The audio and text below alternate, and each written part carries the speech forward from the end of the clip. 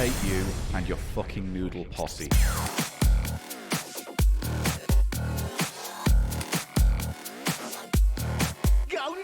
People love noodles. It's just a fact of cheap show you're gonna have to learn to fucking accept. Cheap show.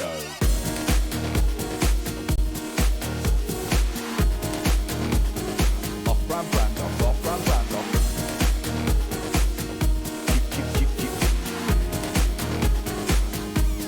Cheap show. It's the price of shite. Paul Gannon. Eli Silverman. Welcome to Cheap Show. And I go and I nuzzle.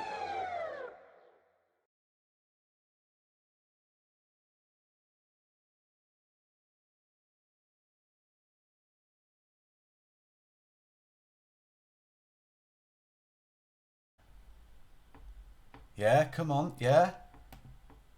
Come on, boy. We can do this. All the cam's gone to sleep. Done. Hooray, we're back. Hello, welcome to Cheap Show Twitch. Take 3. Can you hear me now? Can you hear me now? Don't say a prayer for me now. Is that too close? Close enough. Let's get some light on my pretty face just for a moment. That will do. Hello again. Hello. So, yes, it's Friday. I've released a new episode of Cheap Show to not only the world, but also the Patreon people have got a podcast with a deleted scene as well, included from an episode ages ago about my penis. So if that makes you want to donate $10 or more, I don't know what will. Won't. What won't will. Hello. Apology to the internet. For some reason, Virgin Media's been a bit crap the last few days, but I've noticed it's only been crap when I've been trying to Twitch. Now, maybe this was something to do with my comment about Richard Branson. Maybe it's my comment about Richard Brandoff. I don't know. All I can say is that we're here right now. We are live. It's Friday. It's Crackerjack. Reference for the old people in the audience. What? Crack a jack. Thank you. So today I was going to do gaming, but I couldn't be arsed. So instead we're going to do some kind of gaming, but we're going to look at a genre of board games that are about crime. Dun, dun, dun. That's all I've got. But we'll do some gaming next week, I promise. We'll do some gaming next week. I'm just finally getting used to all this Twitch stuff. And look at this over here. Let me just tilt it up. Got a little Twitch stream. Which means I can switch between stuff. Look, I'm going to go off for a bit. But here we go, watch. And I'm back. Yay, I've got tech. I feel all grown up as I have my own TV studio. But it's good because actually this will go some way towards helping Eli and I when we do our live stream Cheap Show Awards 2020, because we're going to try and do it reasonably professionally on a budget. So we'll have that, some webcams, and we'll make it work. We'll make it work. Someone riding the buttons. It's exciting, isn't it? Is it 5 to 5 already? So we're going to start today with a reasonably, what's the word I'm looking for? With an obsession of mine. I would talk about Ghostbusters a lot, and Lego, and Binding of Isaac, but mostly Ghostbusters. But one of the true loves of my life, one of the true things that brings me unmitigated joy, is a TV show called Columbo. And Columbo is the dog's bollocks.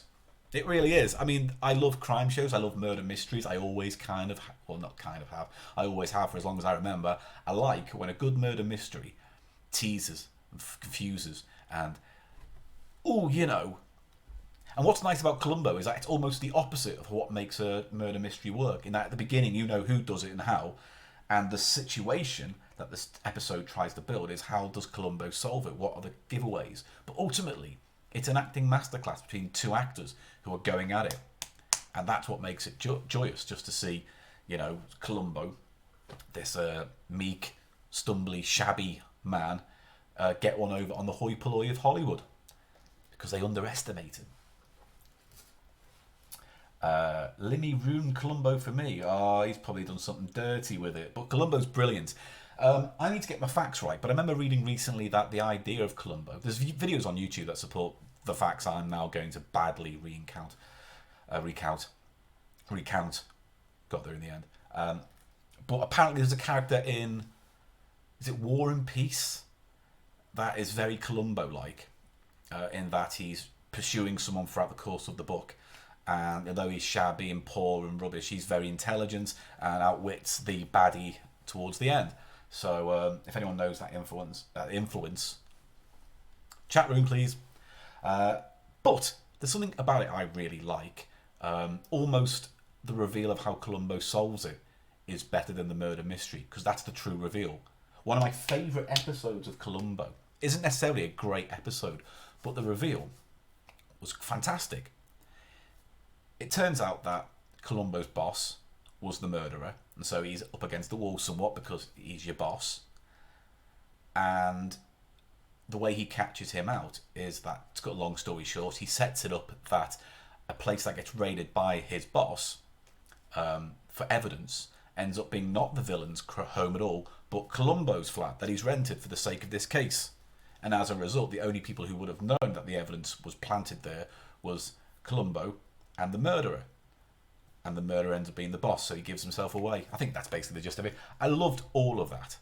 Sometimes the reveal isn't as good as the chase, but it was all about the chase. As a result, because I didn't really want to have my viewing time of Columbo dictated to by Channel 5, I got this. Oh, look at that. Columbo, the complete series. 35 DVDs.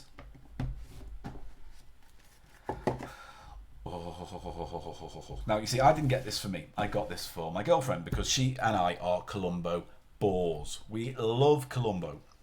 And I thought, oh, she can watch them anytime she wants. Except she decides not to do that and sets the recording TV thing to record them off the telly whenever they're on, so she watches them back. So what was the point of this? Good money down the toilet. But what is nice about it, and it is worth the purchase, that it's all there. You get the whole gamut, the early 70s stuff, and then the later 90s Columbo, which we'll talk about that in a second. But on some of these discs, obviously you get the pilots that were there, because I believe one pilot of Columbo didn't star Peter Falk, it was another actor, and then that was based on a play, and then they remade it as a pilot then for Columbo as part of a crime series, and then I believe that's when Falk got on board, and then he was there till the end. So I believe that's correct. Blueprint for Murder, is that the one? I think it might be Blueprint for Murder. However, Murder by the Book's the famous one. Murder by the Book, not only is it a reasonably good crime, I don't think the resolution's all that good, it is famously directed by Steven Spielberg. I should put it on that one, it's got better light. Look, directed by Steven Spielberg. And when you watch it, you can see how he went from this to Jaws or Duel very easily. In fact, some of the kind of the direction of Columbo was influenced somewhat by Spielberg's take. The kind of depth of field, the shots, the intimate shots. That's my opinion anyway. It's not been ratified anywhere officially online. Also on these, if I remember rightly, I need to find this. Bonus Pilot 2, Ransom for a... Yeah, this is where... here we go. Here are the actual pilots. Bonus Pilot 1, Prescription for Murder. That's the one. And then Ransom for a Dead Man. Made a full 3 years after Prescription Murder. This is the official pilot for the subsequent TV series. Yeah, so there are the two pilots there. But also on here, I need to find these now because... Here we go. Bonus episode, A Riddle for Puppets, from the TV spin-off Mrs. Columbo. There was a spin-off series called Mrs. Columbo. It was universally reviled because they basically said it had none of the style and class. It was basically like a piss poor murder she wrote. She was played by Kate Mulgrew, if I've gotten that name right, and she went on to become the captain of Starship Voyager in Star Trek Voyager. The problem with it is, in the show, Kate Mulgrew's quite young. I think she was in her mid to late 20s, I think, when she played Mrs. Columbo. So are we suggesting that Columbo liked his totty young? Also, when you do the time frame when the pilot was released and then when the first show was, he's like, my wife likes it, but I don't like it. All that, that's Jimmy Biscuits. That would put her at 14 or something. It's daft. Either way, it doesn't quite translate. So then they took away the Columbo name and renamed the show something else. But it lacked everything people liked about Columbo. The acting, the labyrinthine plots, Peter Falk is a big reason for it. So we go all the way through and it's got everything in here. Did you know the show is being rebooted with Bridlewald Culperpads? And I don't believe they'll get Benedict Cumberbatch to do 2 famous detective roles. Someone posted online that Mark Ruffalo would make a good Columbo, and that makes a lot of sense to me. Whether he wants to do a TV show is one thing, whether the show be good is another. The problem is that, as you'll see in the later series of Columbo, they kind of fundamentally misunderstood the character, says this fan. And, the other suggestion they had was, let's flip it and make it a female Columbo, which I'm fine with, whatever. Find the stories and characters and stuff are true. If you've got to remake it anyway, does it matter? You don't want a carbon copy of Falk, ideally. You need to have that kind of humble genius thing going on. But it was the lady who starred in Russian Doll. Can't remember her name right now. And she was in Orange is the Only Fruit. That was also thrown around as a name, and I thought that would be great. Because I think she's got the same mannerisms you need. Maybe a bit hard-faced, as my mum would say. So yeah, I could see Ruffalo doing it. Who else could do it? At a pinch. Ooh, I don't know. I don't care. Right, so obviously the first few seasons has its missteps, but it is largely beautiful to see Falk go up against what's his name, Patrick McGowan and Leonard Nimoy and William Shatner. There's loads of names, and like there's recurring actors. Who's the guy who, like, McGowan was in a fair few, directed a couple as well. Now, it doesn't say who the murderer is on the back, unfortunately, but Murder by the Book, the murderer in that, the actor, went on to reappear a few times in the villain role. And again, they must just love it. They must just love hanging out and playing with Columbo. So you've got all those episodes, and yes, Columbo is unassuming and eccentric to some extent.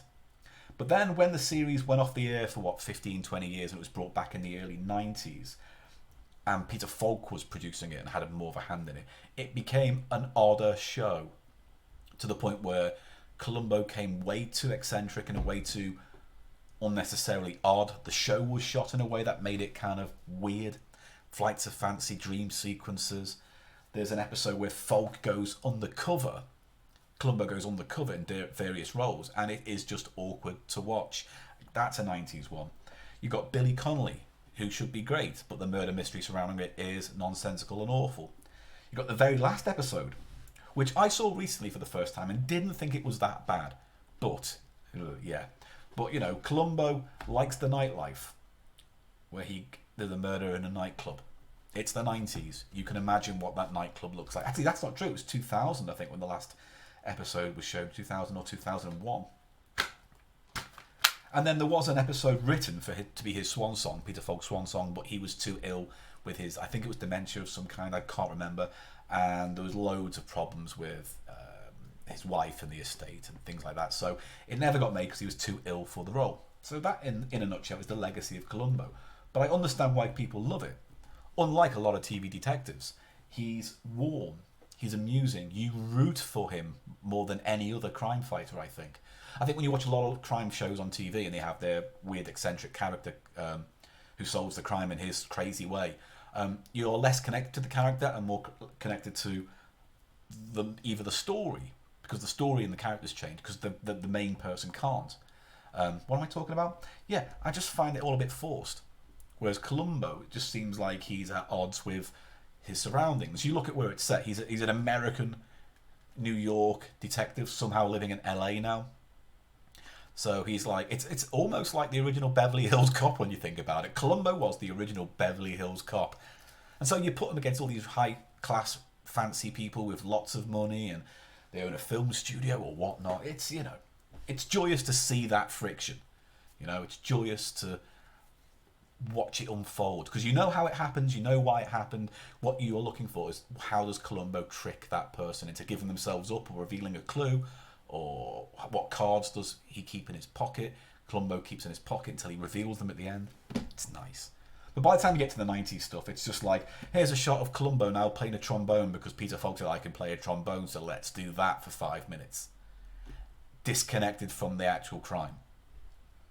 There are some good episodes in there. I think there's a Shatner one from the 90s about, can't remember, about a butterfly, which people rate highly. There is an episode where Columbo has to flirt with a sex therapist, and that's just, oh no. And then there's Columbo Go to the Guillotine, which I remember liking as a kid, and then watching it back and going, that makes no sense. Why would you willingly put your head in a guillotine to catch a murderer on the off chance he doesn't try and kill you? Because if he doesn't try to kill you, then he ends up killing you. And then you've failed. So, Columbo. We all love it. It's my favourite. Sherlock Holmes and Columbo. Sherlock Holmes we'll get to. But Columbo, Sherlock Holmes, two of my favourite pastimes. Just hanging out with those characters. Easy, easy, easy fun stuff. Do you feel Monk was an attempt to stealth remake Columbo? I watched Monk, but never really got into it. I don't know.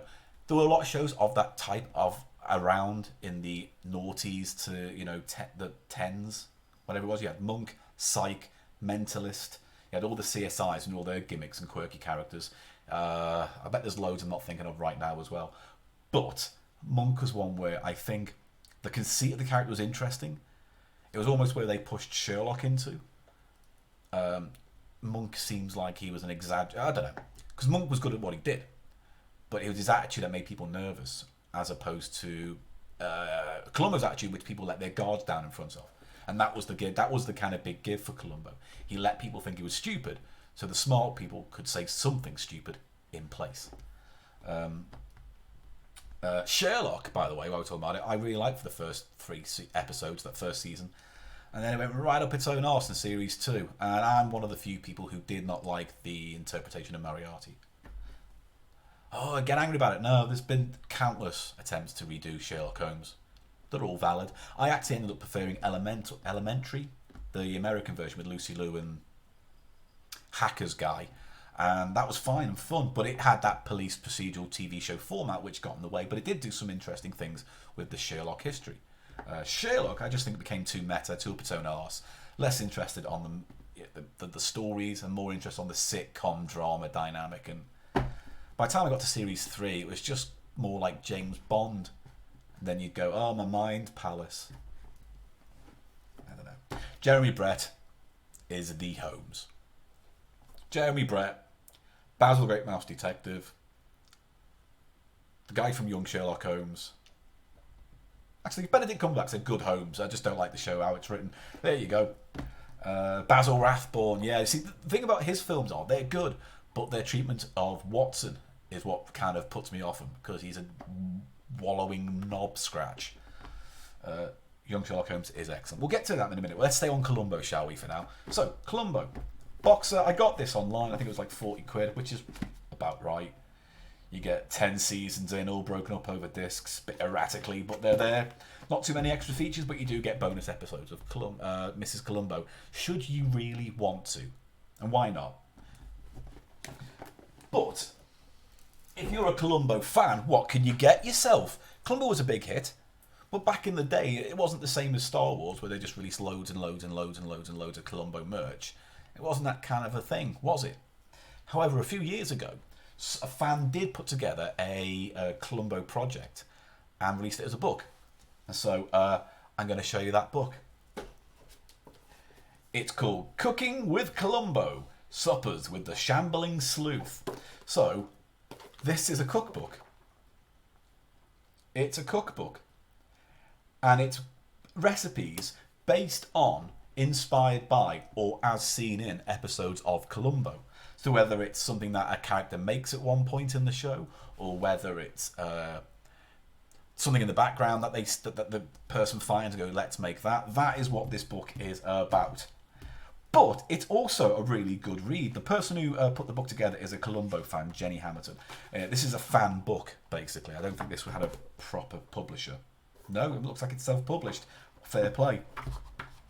So, the foreword explains that, it comes from putting the website together and all the facts that she came across. So if you're a big Columbo fan, go check out @ColumboFile. I don't know that it's not the greatest Twitter account, but go there for all your Columbo needs. But this book is well written to the extent of well researched, and it goes through it season by season, episode by episode. Prescription murder. Here's a recipe inspired by that. Ransom for a dead man. Lee Grant's Chicken Malibu. So some of them are kind of like based on the characters. It's great, and there's a little breakdown of the episodes, why this was chosen from that episode, why it was put in here. And as you can imagine, because it's 60s, 70s, probably goes into the 90s, you're right, it's got that 70s garishness to it. You see those pictures of like 70s food, and it's all blancmange and brown and purples, and everything shakes, and it comes in horrible fake silver dishes. Do you know what I mean? The kind of prawn cocktail generation. The aperitif folk, the nouveau riche snack folk. So yeah, it's a lovely little thing. Now, as of yet, I've yet to do anything from these books because they're elaborate. John Cassavetes' Uvarlakia minted beef. So what I would need for this is 2 large onions, finely chopped and divided for use, 2 tablespoons of butter, 1 6-ounce or 400-gram can of chopped tomatoes, 1 can of water, usually the can the tomatoes came in. Nice thing to point out. Salt and pepper, sugar, 675 grams of meat, fresh mint, 2 eggs, rice. Actually, that looks doable. This one, Richard Basehart's beans and frankenfurter.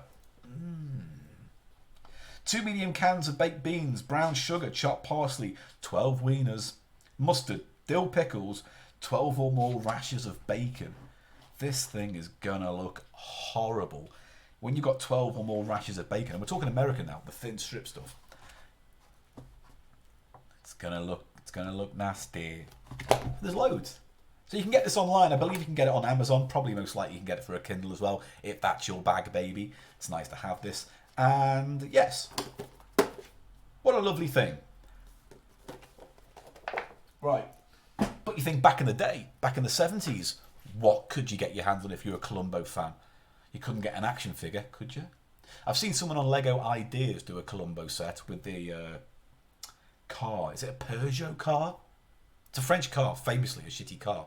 When I was in LA last year, I had a weird moment because, LA is Columbo town. And after living there for a while and watching the episodes back recently, I began to recognise, I've been past there, I recognise that. That was fun. And I've just completely forgot my point. Oh, yeah, no. So getting a taxi back late one night after the Ghostbusters showing at that big cinema, footage of which I still need to put on YouTube. I might do that next week if you want to see what my FanFest experience was like. Don't believe I've hosted it yet.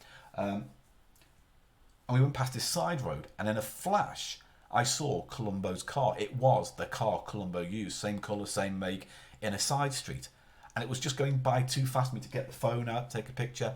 But in my heart, I knew Columbo was there, probably taking down some big rap mogul, or maybe a TV exec, or a gossip columnist. You just don't know. Grand Theft Auto download content where you play as Columbo, please. Yes. Yes. Also that Columbo Lego set, please. Yes. Also, if anyone out there knows a lot about Lego, does anyone know where you can... Because I've had a look online, it's not been very helpful. Where I can buy a set of bricks to turn Ecto 1 into Ecto 1A. I've seen some people online talk about it and then say, here's a link to my instructions, but never. The link's dead. And I want now an Ecto... Because I've got this and that. So I kind of want to buy another Ecto 1 and then remake it all Ecto 1A. I think that would be nice. Also, as you can see, I'm bored. But anyway... I'm going off on a tangent. Back in the 70s, what could you get if you so wanted Columbo stuff? Well, one of the things you could get is this. It is the Columbo mystery jigsaw puzzle game. Read the story, then piece the clues together, just as Columbo did. Death foretold. Let's see what this says. Columbo, mystery jigsaw puzzle game. You too can be a detective, just like Columbo. Read the booklet which sets the scene of the murder. Then piece together the jigsaw. This could be difficult as there is no picture guide. Using the clues in the booklet and the clues hidden on the puzzle, try to work out who done it. If you can't discover how Columbo solved it, hold the booklet solution page up to a mirror and all will be revealed. The Mirror of Erevzed, or whatever it's called. This 550-piece jigsaw puzzle will provide hours of fun and enjoyment for sleuths of all age. Puzzle photograph is different from box cover. This was released in 50, 60, 70... Oh, okay. 85 this was released. I take it back. And it's a Paul Lamond game. So this is a UK thing, or it's been licensed by Paul Lamond, who probably made a lot of board games we've covered already on Cheap Show, one way or the other. I don't have the facts for that. Bricklink.com. I'll give that a go, thank you. The links that I had there on the forum did say, oh, here's pictures of my Ecto 1A I've made. Here's a link to the instructions. Then I press the link and it's gone. And then I've noticed the forum is 4 years old. So, yeah. So, oh, look. Now, obviously, I have no intention of using my precious Twitch stream to put a jigsaw together. And I haven't done this one yet. Puzzler extra booklet, free booklet. I didn't see this time.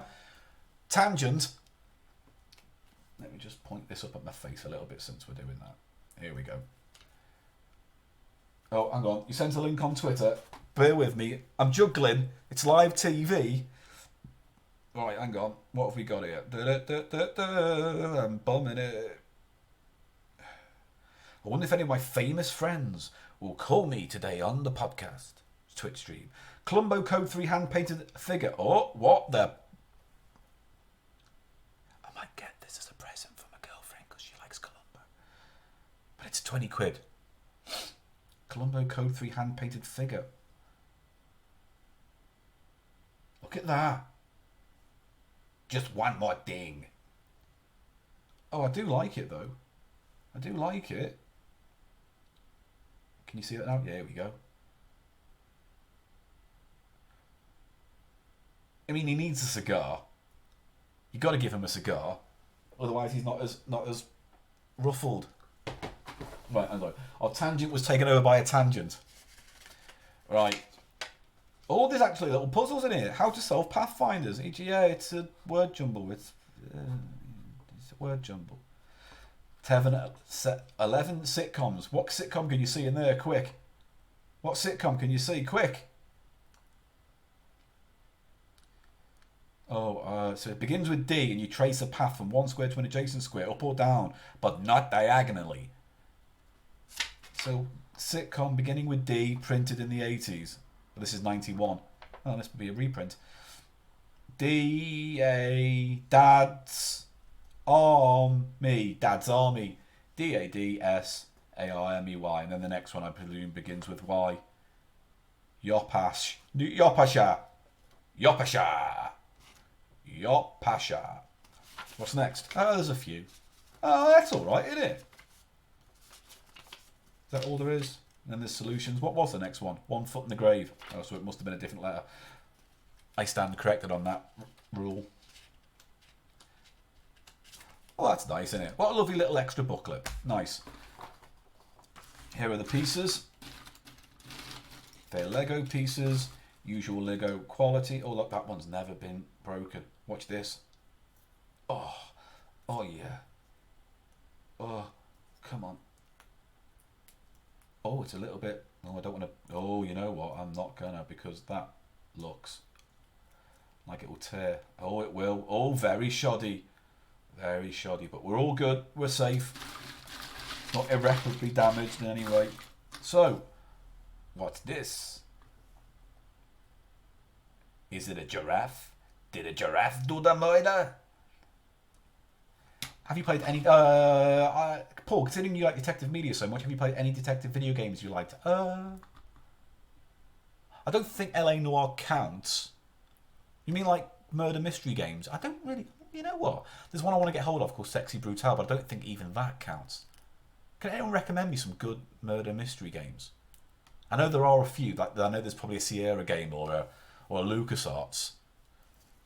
Tag me on Twitter, actually, if you've got solutions. That's where I'm more likely to see them, because I might miss them in the chat room. Preferably.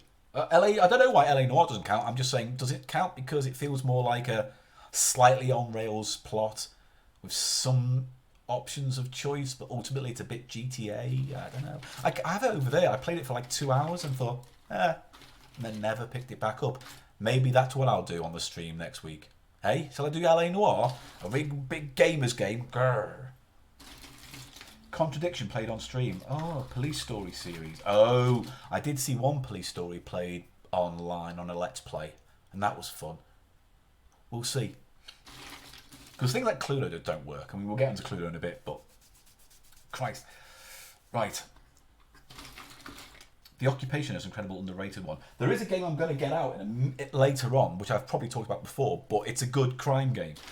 Not like Cluedo, where everything seems a little bit kind of, it's more like Go. Not Go, what I'm talking about. But it's like a card game, you know? It's got that sense of, you know, eliminating the cards so you know what's left. However, Columbo mystery puzzle game. Read the booklet inside, then you be the detective. Assemble the puzzle and oh, my sentence broke. There's a little book in here, a little story.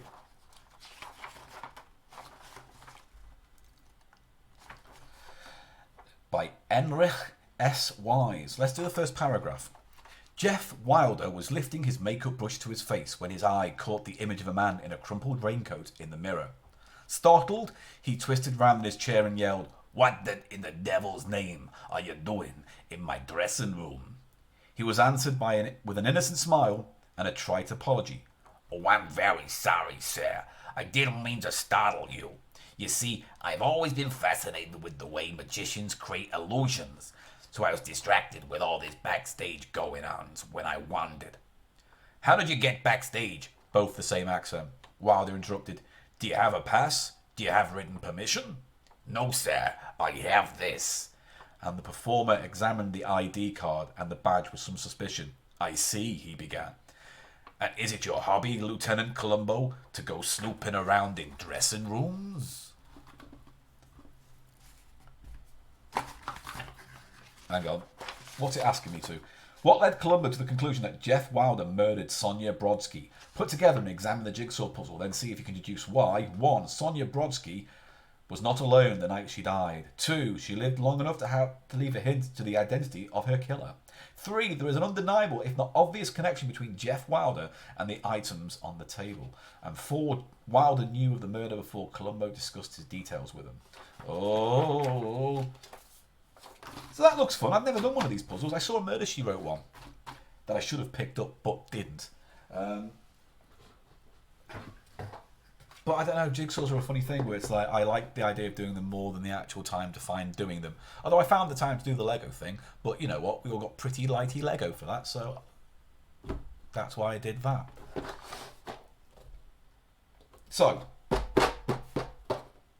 Columbo. But it doesn't end there. We have one more Columbo item on the docket today, and it's this.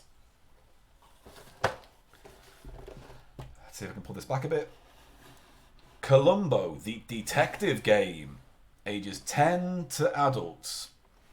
So, this is a Columbo game. Notice he's turned his head away. They did not have the license to use Peter Falk's face, so they didn't. Interesting fact, do you want to know Columbo's first name? It is on his badge. Never spoken in the show, but it is Frank. Is there anything on the back? No. Let's ease the lid open and have a look inside. And you'll see what we have here. Oh, here's the rules. And here's the board. It is set in a fancy house. There's the sun deck. Bedroom. The bedroom. The study. Living room. And the dining room. Now, I'm not going to read the rules out, but the basic gist is it's not too dissimilar to Cluedo. You go around collecting cards. Those cards all fit together, and then the revealed picture shows you the mystery, and the blah blah blah. So you can see here how TV Star. There's a Columbo card. You need to have all your Columbo cards before you can make an accusation. Gun. See, you piece together the weapons. TV Star. There's Sportsman. Another Sportsman. See the Poison. And you go around the board collecting cards, interrogating people. It's nice. Now, what I thought was, oh look, it's a mystery to me. Blackmail, self-defense, wabbery, jealousy, wibery, lovers quarrel, no clue. You look on, TV Star. There's loads more cards in here, and these quaint little things. Oh, I've got an itchy thigh. Alright, good. All great content. Oh, and a lovely little... It feels wooden. Little wooden dice. Oh, lovely. Bits to put things in. It's nice. Now, I was surprised that there was a Columbo board game, but then not surprised when I found out how it came to be. So, before this, there was a game, the exact same game called... Oh, hang on, you know what? I'm going to do the research right on this because I feel like I should. Columbo board game. Here we go.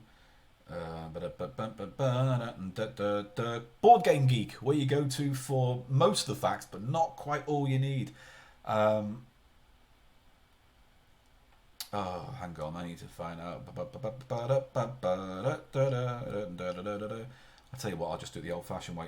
I'll edit this out. Oh yeah, it was called... Okay, so...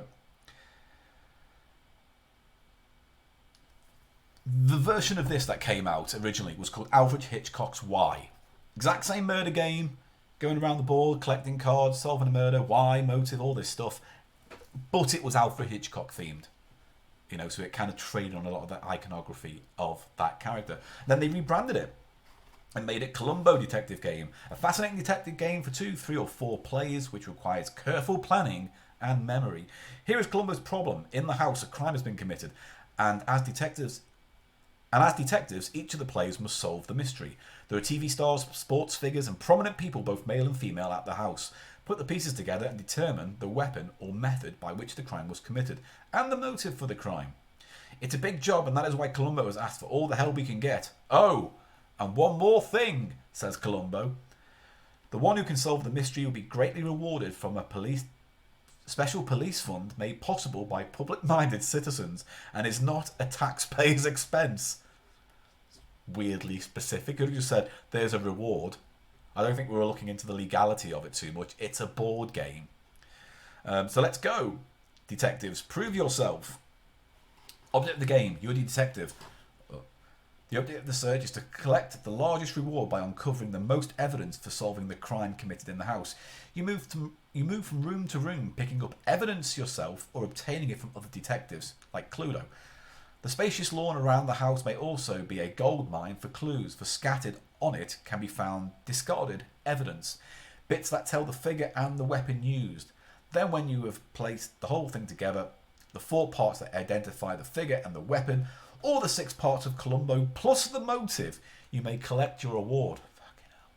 The police files plus artist sketches of the 6 suspects and some of the weapons that probably were used are on shown here, complete, made up with cards. So there you can see there's electric shock, a gun, poison, and there's rope, executive, the Columbo card, sports figure, 2 sports figures, movie star, TV star.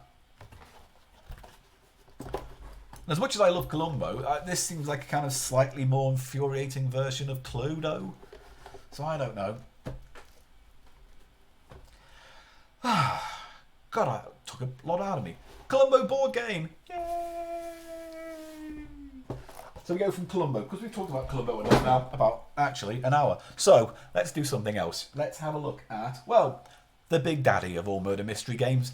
In my last stream, I pointed you to the direction of a book called It's All a Game. Oh, it's not called that. It's a book about the history of board games, and it's called something similar to what I just said. But it's the history of board games. As I said, Monopoly, chess, Cluedo. Cluedo's fascinating. Goes into it all there, murder mystery, blah, blah, blah, blah, blah, blah.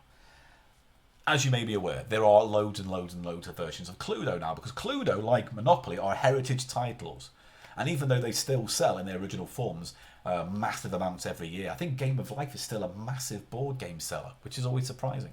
There have to be revisions to keep the brand interesting. So with Monopoly, you get anything that matters and you can put a brand on.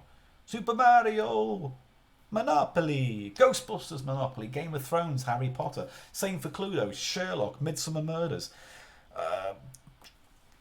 Harry Potter, said him again. But there's loads.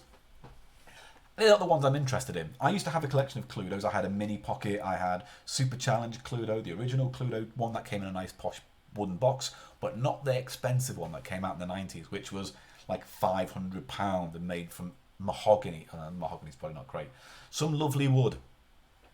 It was posh with all metal bits. It was lovely. It's all a game. Thank you, not a game. With the book is called It's All a Game, and it's a great read. Highly recommended. Interesting thing about Monopoly, the reason why, and it goes in the book, it goes into this.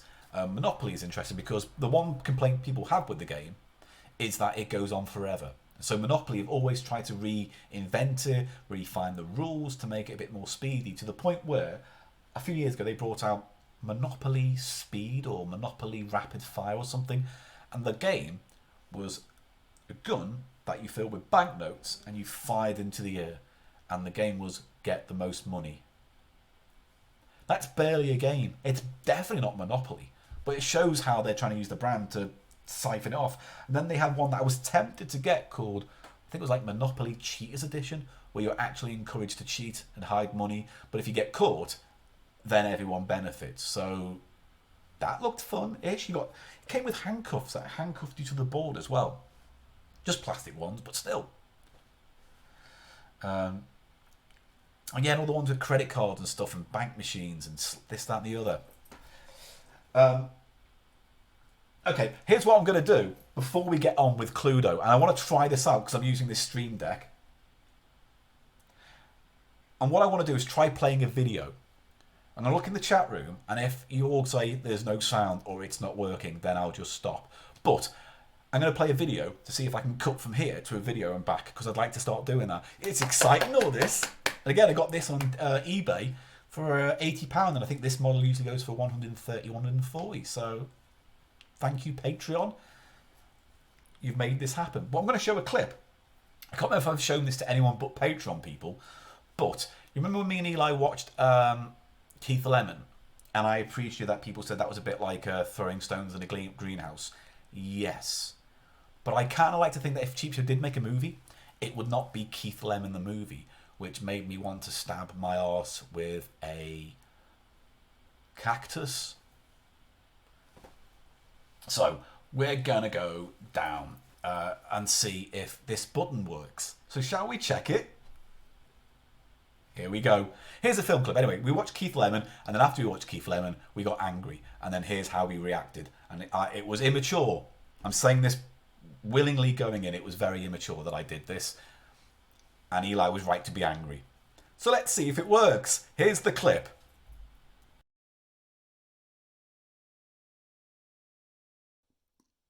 How we made a bang tidy film. No, you did not. You did not make. You a did bang not make a tidy bang film. tidy anything. Extended and deleted scenes, Paul. God. Different ending. What thingy. gold was cut out that they had to leave on the cutting room floor, Eli? Blooper bits, Easter egg, loads and loads and loads more. Well, Eli, let's not beat around the bush any further. Let's get rid of Keith Lemon so no one else has to watch it. Here we go. Good luck. Oh, he's breaking it. Use your strength.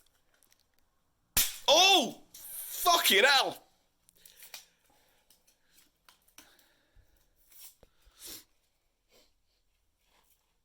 What's the huff on that like? I don't know. Is it? I bet it smells of fags and booze. It doesn't. I don't know. There you go, I've broken it. Yay! No one ever has to see that again. Hang on, I'm going to make sure you watch what I'm going to do. I'm just going to leave the room. I'm going to flush it down the toilet. You don't flush it down the toilet. You break the toilet. I'm going to flush it. Bye-bye, Keith Lemon.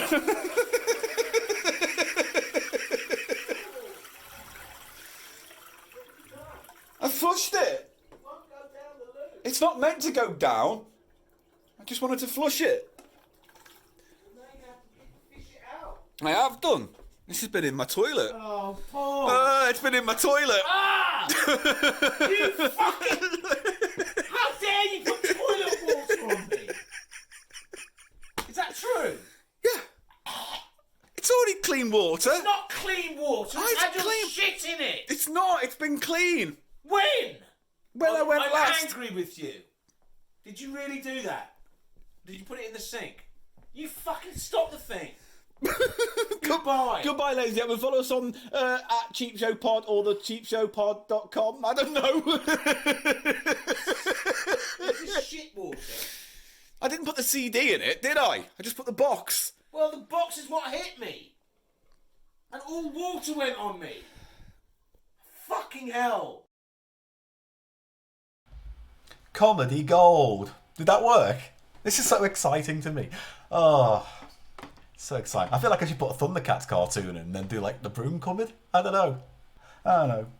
Anyway, now I can do that. I can start trying to drop in more bits and bobs and things that I found online that I can share, you know, or old videos from the past that I can try and throw on. We could do something like that. I don't know, it's nice. Right.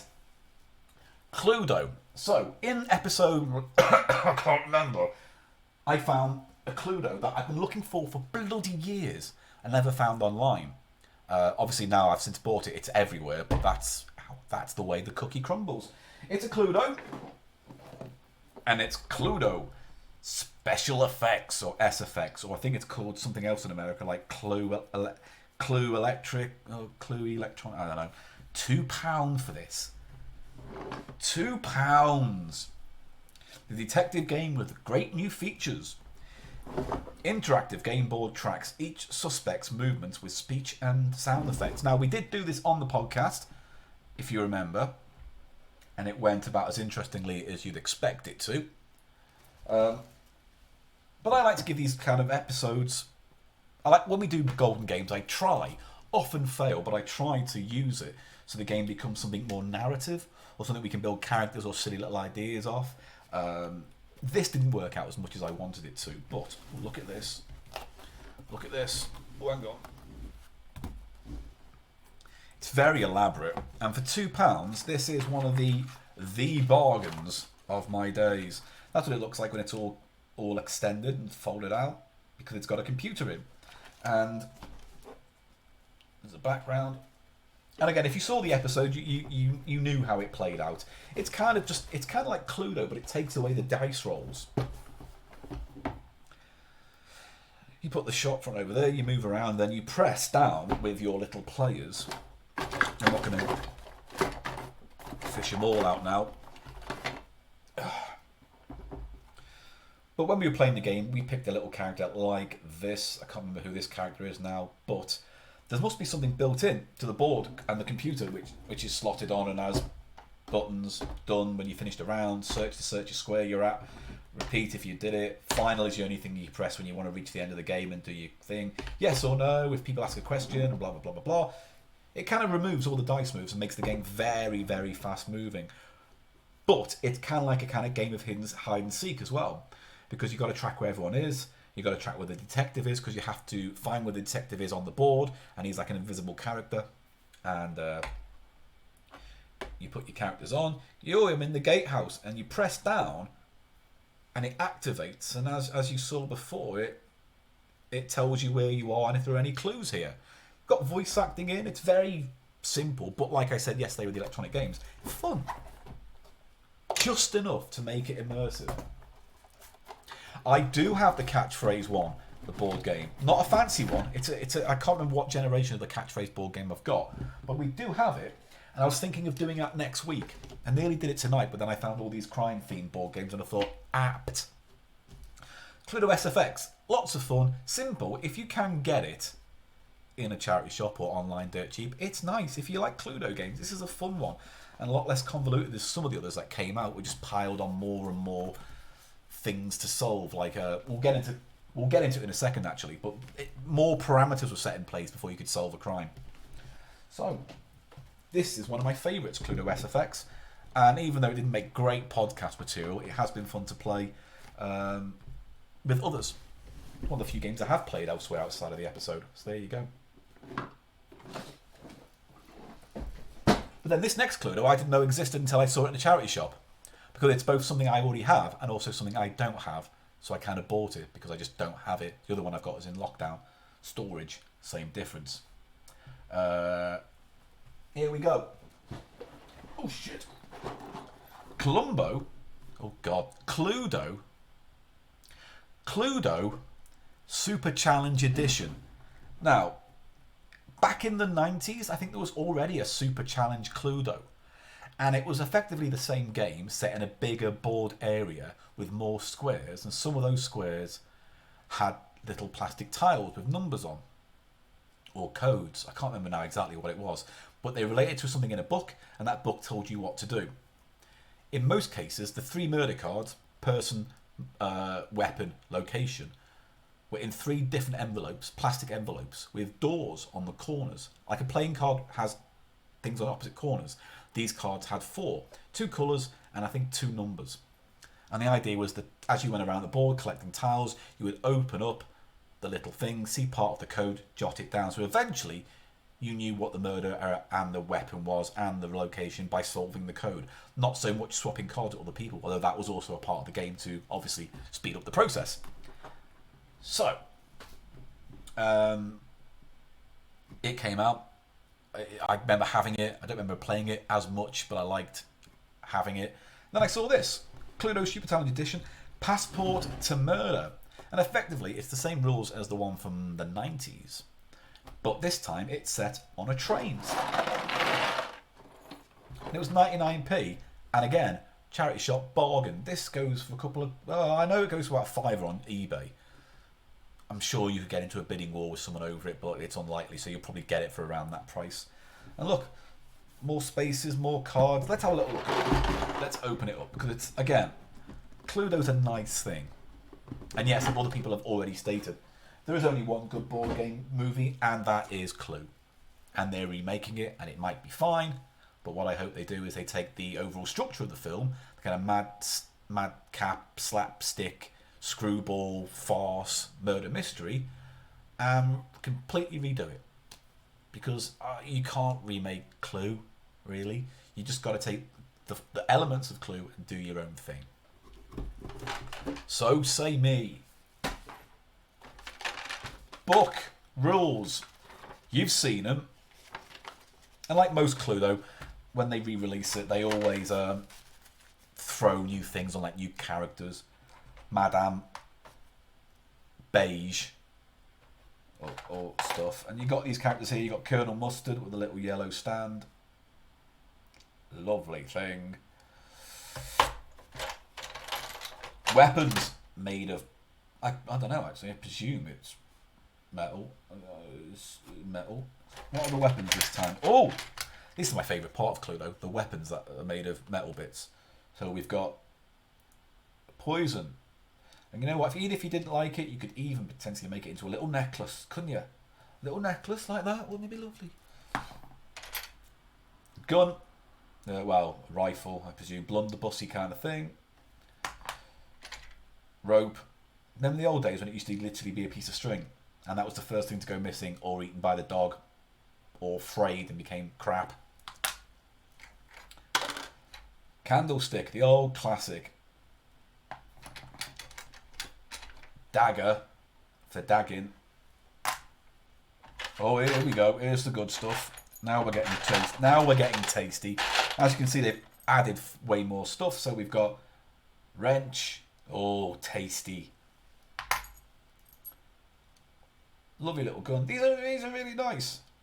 Oh yeah, and obviously it goes without saying, it's been mentioned in the chat room, but Knives Out is excellent. And actually, it's more akin to Columbo than it is to Agatha Christie or Sherlock Holmes. It has that beautiful element of going, here's what happened, and you go, oh, really? There's 90 minutes left. You're going to tell me everything now? And they do, but that's not everything. And the rest of the film has that Columbo kind of thing where, Benoit, what was his name? Oh, what's his name? Daniel Craig's character, anyway. Kind of tagging along his own adventure as the other characters do the stuff, and he just absorbed. It's great stuff. I had such fun with it. If you want to make more films based on that character, please do so. Oh, a little piping. It's been bent because it's been hit on someone's noggin. Finally, my favourite, a nice big chopper in my hand. And again, see, like I said before, each came with a little plastic envelope with sliding doors that revealed a code underneath. The codes are here, see? Like, for instance, the axe. 5. 1. White, blue. And you jot it all down. I believe you probably jot them down in, well, your notes. But I think they also give you a little passport. That's nice, isn't it? And the passport has all the information you need to solve the crime, because the tiles that are scattered around the board have codes on, like a little newspaper. And then you go, all newspaper. There. Look under any one shutter of the silver murder card. So then you go, oh, I'm going to do that. And then you do. And then about 4 hours later, someone wins. It's nice. It mixes it up. It's Cluedo. That's going to make such a noise on the camera. I do apologise. I've tried to dampen it, but I'll regret it. I'll regret it when I watch this back and go, I should have been more considerate. It's a big old board, this. Bloody hell's sake. Look at that. What a big old board. Hang on. Hang on. It's got more secrets to reveal. Jeebus crisps. I can't even get it in. Oh, this is awkward. Right. Oh, and also, look, it makes a lovely box. You can make a lovely box with it for magic tricks. I'll fix that later.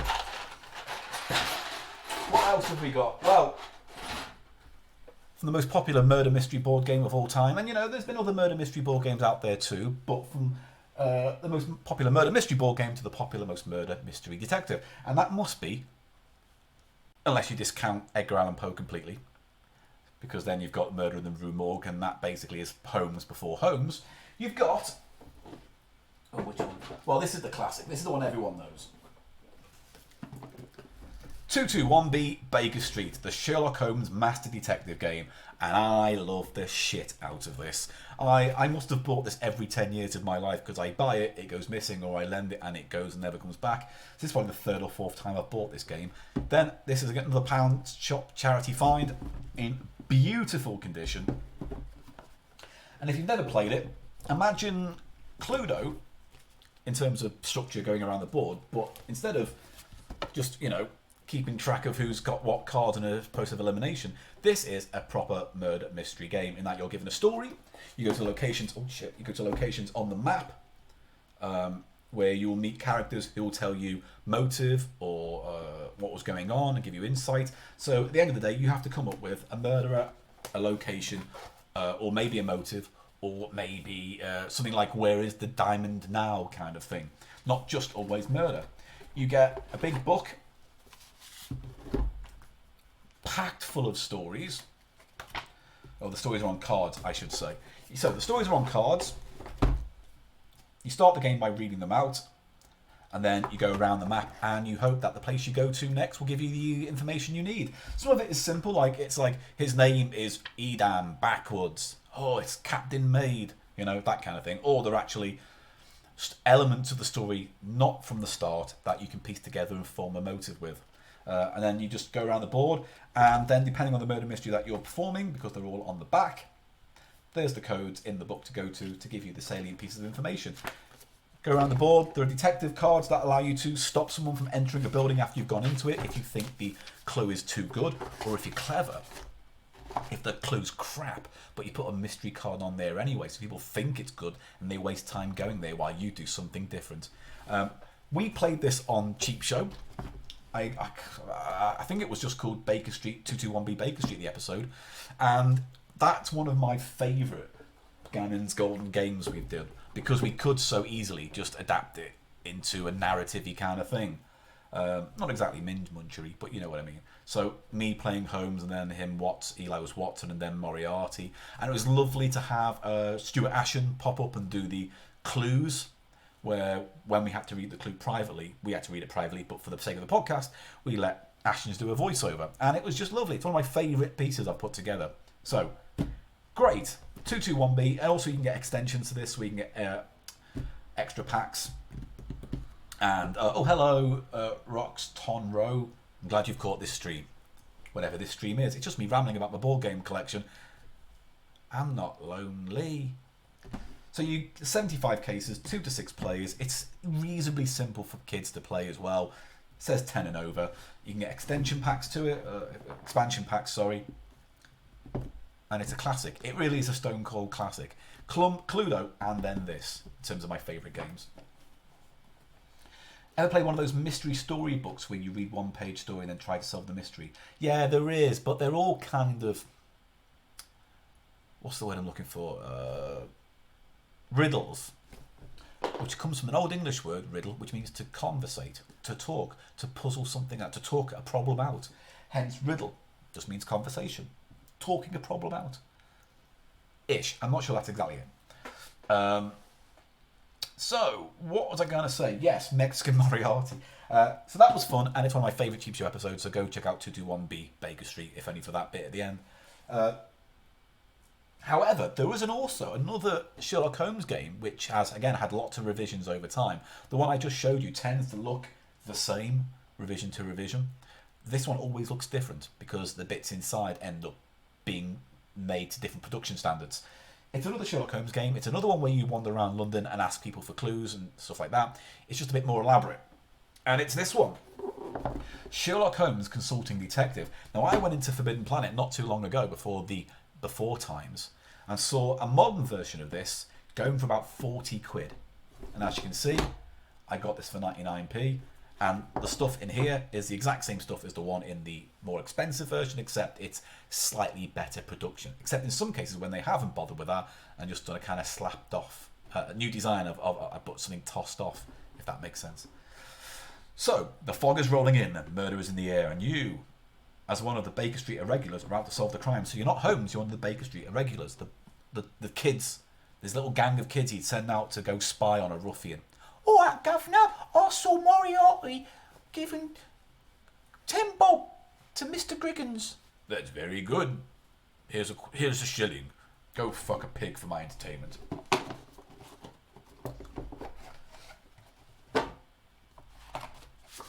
So, quiz book. I mean, it's a bit more elaborate, this one, but there's... this is the answer book, I presume. The case book, similar to the other one, has stories in that you start with, and then you go on with the case. Solutions, quiz book. I mean, I've not played this one because I've not found anyone to play it with. But though I do want to do a Twitch thing one day where I get some friends round, set some cameras up. I've got my Twitch things so we can bounce around between shots. Rules, but this isn't a simple case of going around a board, looking for a building and getting a clue. No, this one involves having a London directory. So literally you look for a name, let's just say a character who might be involved in the murder is called Dr. James Dodds, because I've just seen it. You go, right, oh shit, where's Dodds? There he is. 3NW, that's where he lives. And then you go, well, how do I find him? Then you pull out this bugger. And then using the code that's in the book for the directory shows you where you go next. Now, I'm a bit fuzzy on how you get around this map. So I don't believe the map's for anything other than visual sense. But there's a map and it's big. I also would love to know how accurate this is to London. Certainly at the time of Baker Street, Sherlock Holmes era. But there you go. A massive, elaborate, bloody map that helps you get around London. Whether you travel around it, I don't know. But this map tells you where the people in this directory are. But wait, no, we haven't finished yet. We've still got the clue book, which is thick as fuck. So I believe when you go to a location on the map, these sections, depending on the case you're doing, has different story elements. So look, there you go. There's yet more to unfasten, undo, to figure out, to unspool. But you think, God, what else do we need to do to solve a crime? Well, how about we look at the newspaper archives?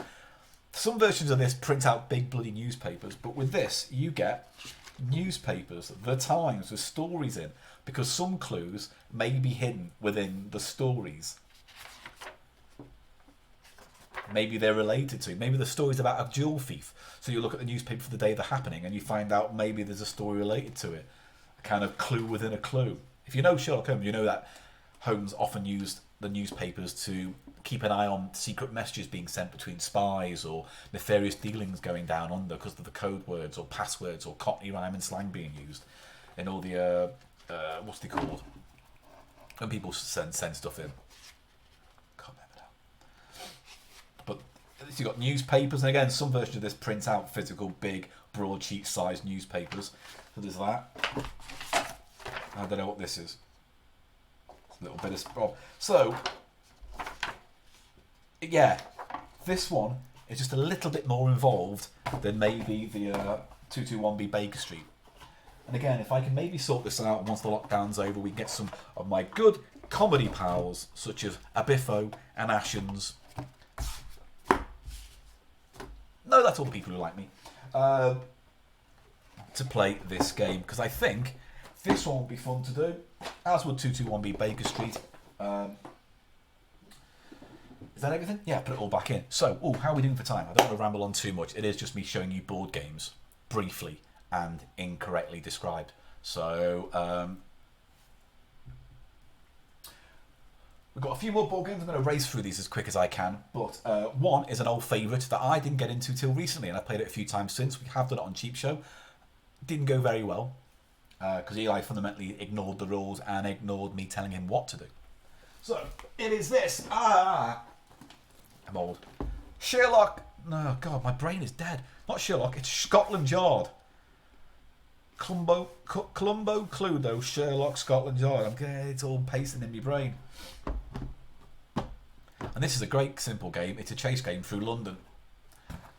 And again, it's a bit too visual for it to have worked on Cheap Show. There is a video somewhere of us playing it, but badly filmed in the House of Pickles in an awkward angle, stretched out badly in the edit, and then doesn't really make sense. So it's around if you really want to see it one day, but I wouldn't recommend it. So there are two versions of this, simple version and a more complicated version. It's meant to be played for 3 people. There is a 2-people version of it. And as we tried to do in the episode, we tried to play it. You move around the map bit by bit. You can't see where the criminal is, played by a player, but they have to record their movements on this grid. What, square, and how they travelled. As a police detective, you must move around the board and try and guess and triangulate where this guy's going to pop up next, because every few moves he has to reveal his position. So move 3, he has to go. He shows himself at page 67. There. And if you watch the episode, that's where I caught him, because he didn't know I was there and he's an idiot. So, and then he goes silent, and then you can move by train, by foot, by bus. You only get so many cars to do travelling, where certain detectives get unlimited travel, so you have to kind of really find him within 50 to 100 moves, or they escape. And it's a lot of fun. And it's an old classic, this one. I got this one again in a charity shop for a couple of quid, not much, but it can be found in places, like Waterstones, for about 30 quid again. So if you really want it, keep an eye on charity shops. These things pop up every now and then. Most of the board games I've shown today end up popping up in a charity shop randomly. And obviously, rarely you get things like Dark Tower, which when I saw that, my jaw hit the floor, thinking, how the hell have I found that in this charity shop in this good a condition? And even though I had back pain, I couldn't literally carry it. I literally carried it home, and it was agony. So, this is fun. You can play this one if you want. And again, Dark Tower's a game I want to play with people as well, so that's nice. Well, we're getting to the end of the pile, and my reach is becoming deeper and deeper. Now, this is a game that I've played a few times with my girlfriend. I think it will work as a cheap show episode. I'm not quite sure. It's kind of more, it's narrative enough that we might be able to get away with doing this. The demo is really short, and I've played it a few times, but it might be all new to Eli. So I kind of like the idea of Eli doing it by himself and I guide him. But Chronicles of Crime by Lucky Duck Games is one of those titles where it's like it's a fancy game. It's done well for itself. It's popular, but it's also expensive. And again, I found this in a charity shop for I think £2-3 Heart Foundation, and it's lovely. I'm just going to refresh chat. Good, it's connecting, and the chat room's back. And I believe I'm still live, so I'm cracking on. Although I am going to check my messages now because I've just noticed everything's gone weird. So let me get back to that. 1 second. No, we're good. No messages. Right. How do you know so much about so many games, but almost all of yours on Bartians were crap? Without kind of, showing how the sausage is made, part of Bartian's appeal was building in failure and not 100%ing all the rules. We kind of left a bit of wobble. So it was always fun to have those. And also, Eli never listens. And half the time with me getting mad or a game going wrong, it's because Eli hasn't listened and fundamentally gone against the rules. I stand by that. So Chronicles of Crime, it doesn't have a board like Cluedo that you move around and go from place to place. No, it's way too elaborate to get out all now, but you have an evidence board that you collect with cards. And those cards look like this. One stack of cards has things found at a crime scene with QR codes. Character cards. Again, character cards with their own QR codes. Locations around London that you scatter around the board of evidence that you need to go to. Greenwich, Docklands, back to front. Oh yeah, you've also got these cards. Hacker, the criminologist, the doctor, with QR codes. Now, why so many QR codes? Well, because the game can almost be completely run through your mobile phone. You get an app, and the app has the game in, the story, and it leads you through the rules. So you can open this up and play it straight away with the app and the demo and get a really good idea how to play the game.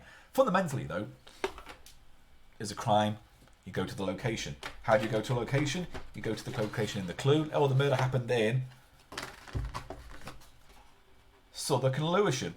You scan the code.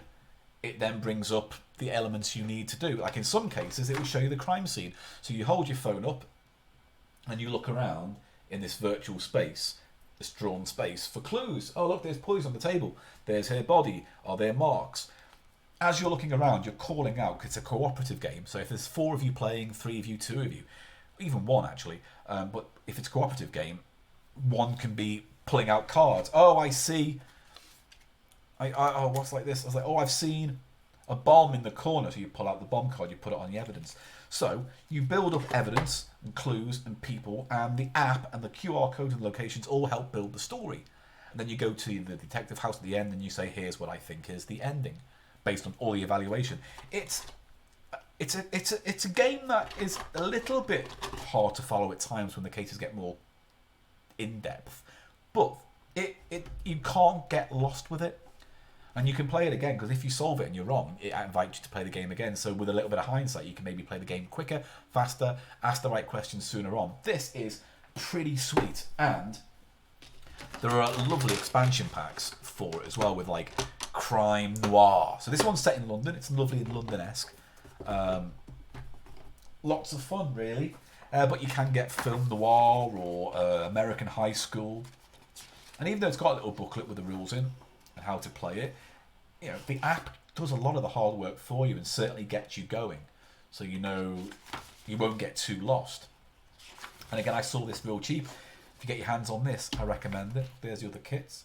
And it comes with virtual reality goggles, which are plastic stupid bits of crap that you stick your phone on and then look around in a little bit of a magnifying glass so you can see. Because to be fair, when you look around, it doesn't really let you zoom in or get in depth. It's kind of like a still image you move around in a flat space, panoramic space.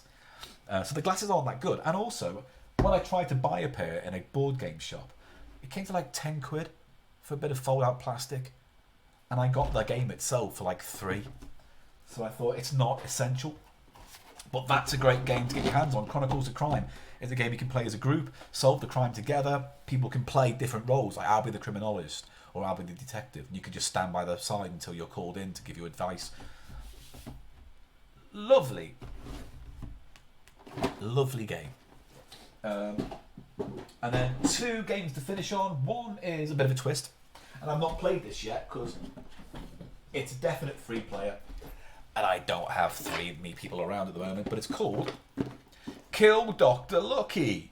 And it's the opposite of Cluedo, where you've got this character roaming around the building, and you or any of the other players playing have to kill him. And you can only kill him when he's not in sight of anyone else in the room, or anyone else in adjoining rooms that can be seen in a certain graph grid style play out area. And there are loads of different ways to play it. You can be sneaky, you can be aggressive, you can find out, you can... I don't know if we can play this one on Cheap Show, because I think it's a bit more strategic, but it's a lovely thing. Let me just put this over here. So it's the opposite of Cluedo, really. It's a kill this old man game, but he's called Dr. Lucky for a reason, and that's because it's really hard to find him in a vulnerable place on the board. I've seen people play it online, and it's frustrating, intentionally so, that people get so close and yet so far. But look at the artwork on this. Oops, sorry. Look at that. Again, there's no squares. You're moving room to room, but you've got to be aware of which room moves on to where else. So if a player's in the drawing room, but someone's in the foyer, you can't kill Dr. Lucky if he's in there, because someone in the foyer will see you. So you've got to do it sneaky. But then there are other things in play as well, like... luck, I don't know if it's the luck cards, but like if you attempt and fail, then it makes it harder for you to get away with it the next time. It's kind of a roll of a dice situation.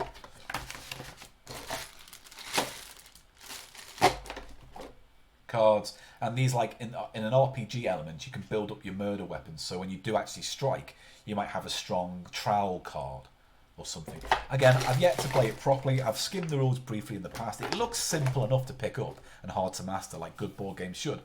And yeah, at some point I will play Kill Dr. Lucky, a game people have raved about, and again, found it dirt cheap in a charity shop.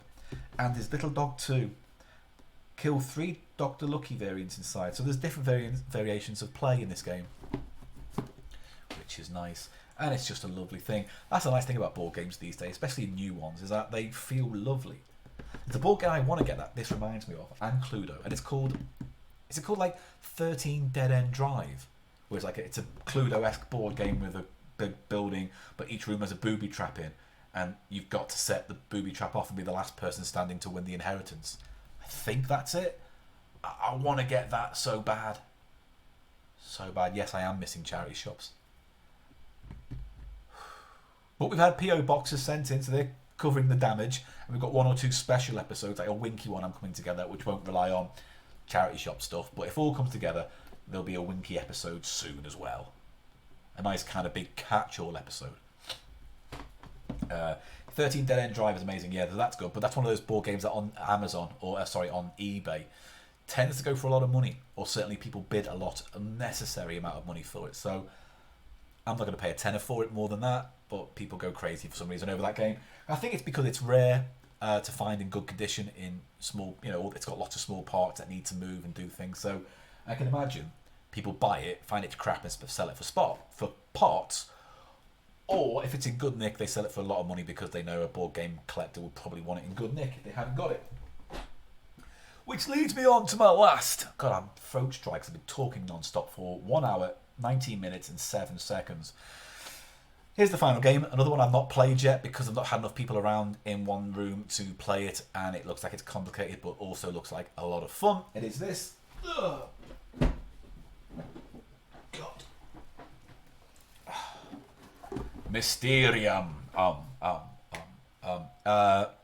Murder mystery game, but the fundamental twist here is that one player plays the murdered person, who is now a ghost, and tries to tell the other players who was the murderer using kind of visual signifiers, clues, oblique references, and the players as psychics must put all these images together and find out who the murderer is. But this It's one of those games I wanted for a while.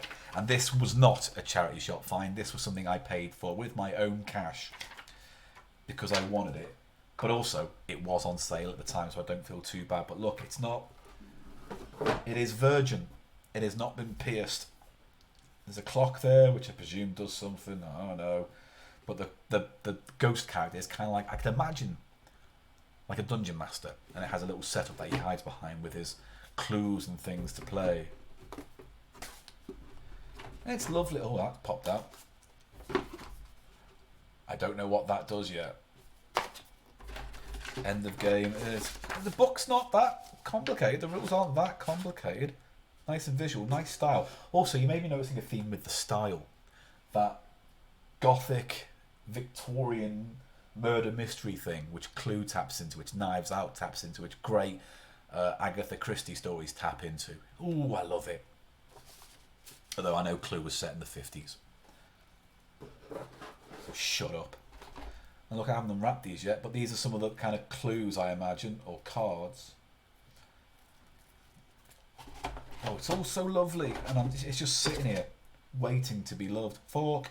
I love these little pieces, the game pieces as well. I mean, there's no boards, I don't know what the game pieces do. Where's the...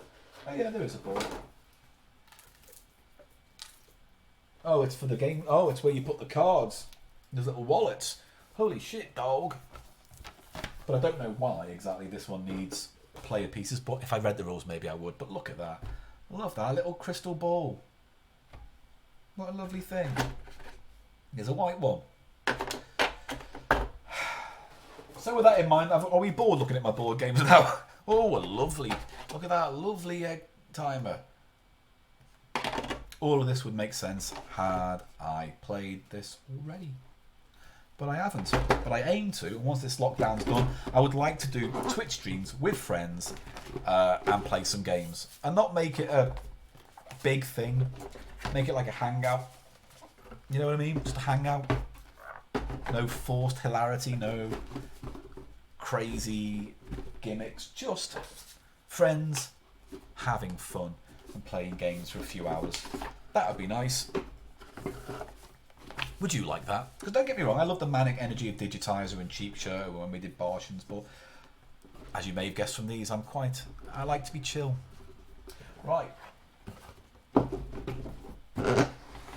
That's the plan. Board game parties always go wrong for me and my circle. We need to drink. Oh, I see. I'm not a drinker. But also the kind of games I want to play shouldn't involve drinking, because it might involve skill. I don't know what I'm talking about. Right. I think that's it for today's Twitch. I think I've spent enough of your time looking at my collection of murder-themed board games, and also talking about Columbo, who, if you haven't given Columbo a chance, they're always on Channel 5 at the weekend.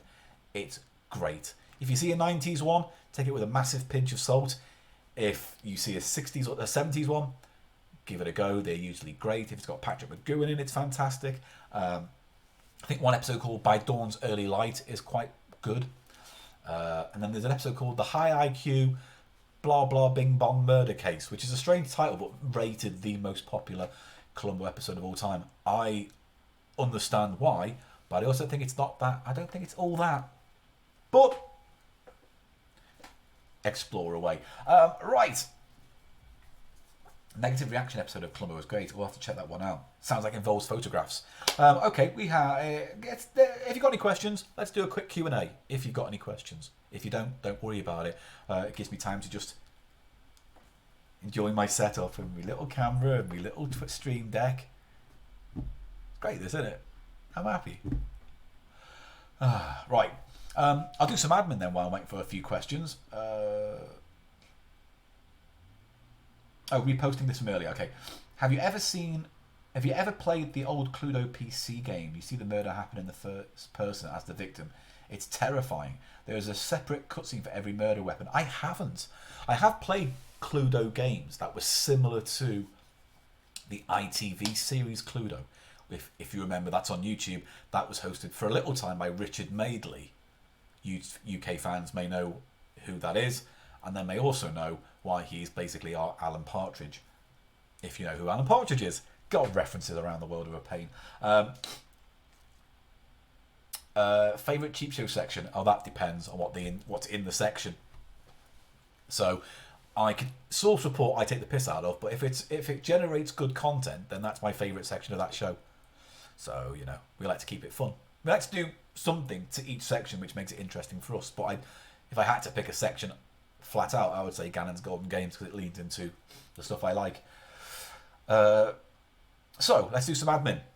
The new episode's out. It's called Zoltar Sucks. Eli does not like this. And you'll find out exactly in the episode why.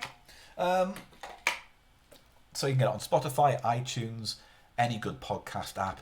It's on SoundCloud.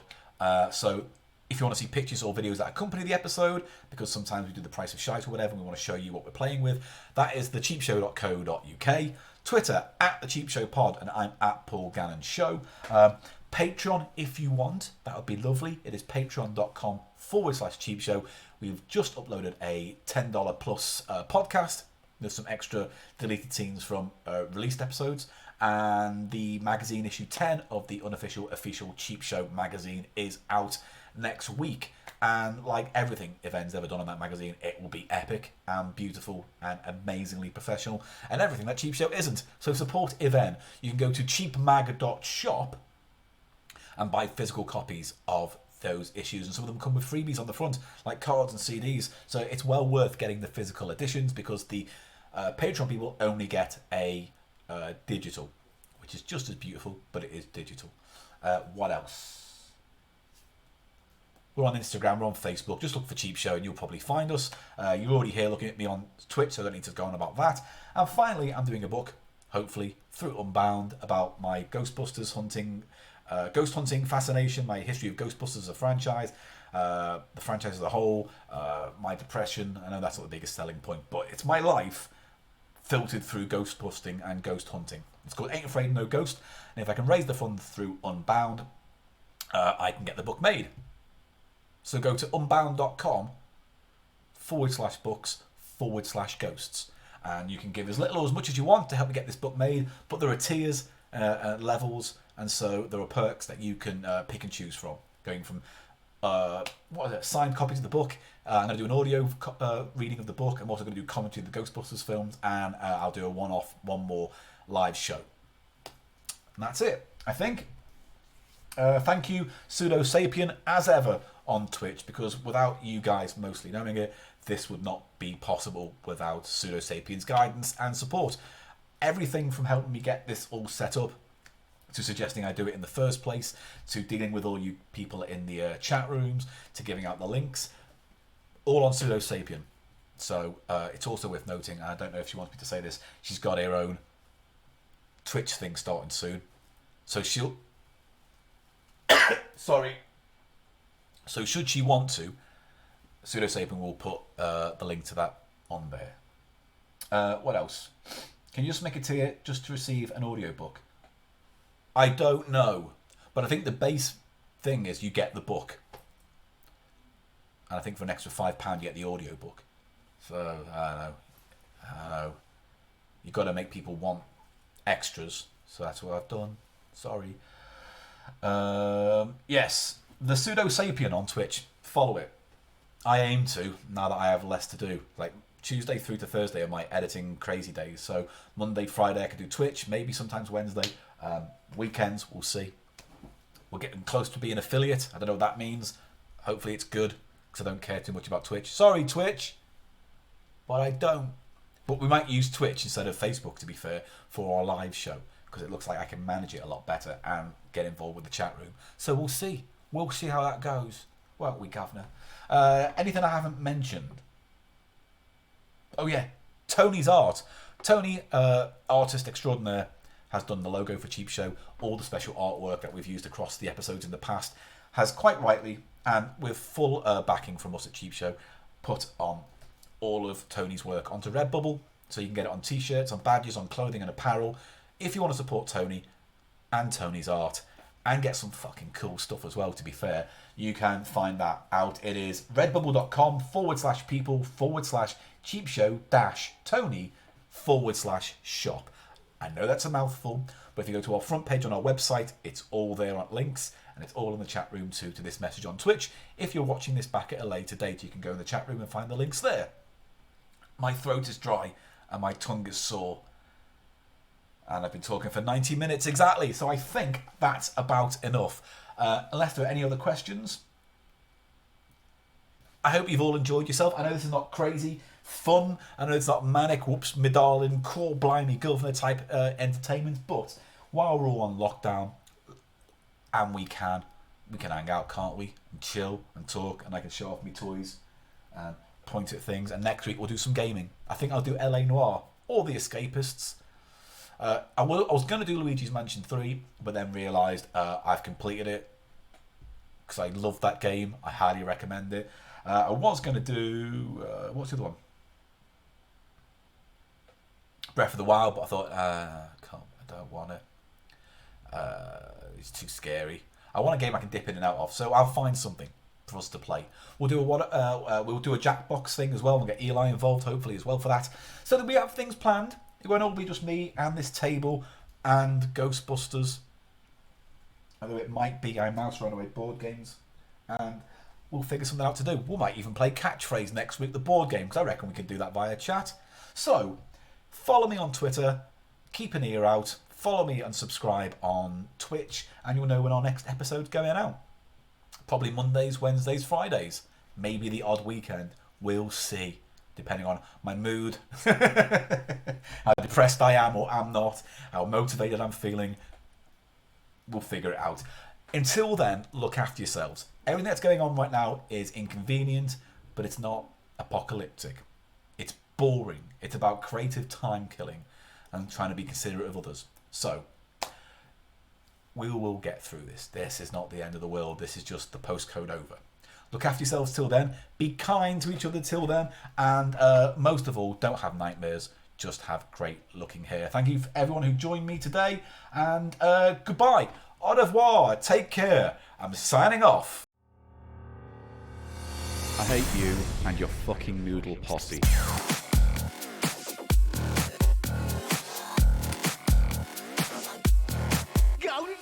People love noodles. It's just a fact of cheap show you're gonna have to learn to fucking accept. Cheap show.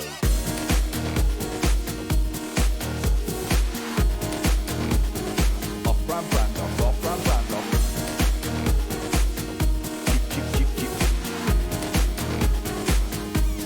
Cheap show. It's the price of shite. Paul Gannon. Eli Silverman. Welcome to Cheap Show. And I go and I nuzzle.